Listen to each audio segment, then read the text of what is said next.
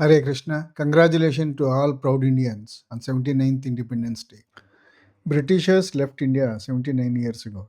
But have we got true independence? I will leave it to you to think and decide after listening and watching this video. India is a young, energetic nation. World needs India and no one can stop India's growth. As a citizen, let me express what I feel at the 79th Independence Day. True independence is when a common man or woman with no money, no influence, no support can enter a police station at midnight and expect justice action by police. True independence is when every citizen, either in cities, towns, villages, tribal area, are provided with free and high quality education. A true independence is when common man with no money enters government hospitals and expects good treatment without bribing anyone. A true independence is when we can enter any government office and expect the work done without bribing anyone. A true independence is when elected representatives work for the people who elected him or her and serve for the people and not for his family, grandchildren, and relatives. Unless these things improve, I don't think we have got real independence. We all know that India is the fourth largest economy. Congratulations to all.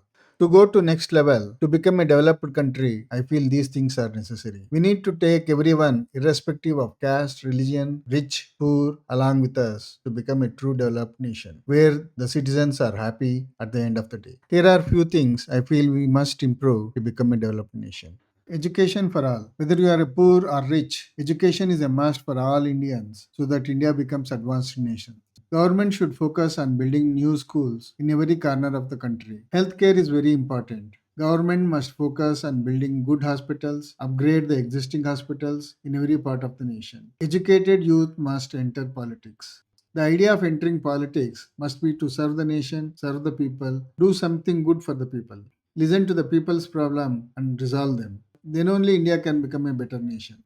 Elected representative motto should not be me, myself, and my family. It should be my people, my nation. So vote and elect wisely whom you want to be your leader. End of dynastic politics. We are not in era of kings. Then why elect only family members of first generation, second generation, and third generation family members? If this is the case, we better elect one king and forget about country. Every citizen must vote and should not vote based on the caste, religion. Vote should be based on good work. We should move from service oriented industry to highly technical oriented industry. And the last thing is finance must be taught in schools. Even though many of us are educated, we have no or limited knowledge about finance or investing. This must change. Finance or investing must be taught in schools and colleges. Unless you own a piece of business, you cannot become wealthy.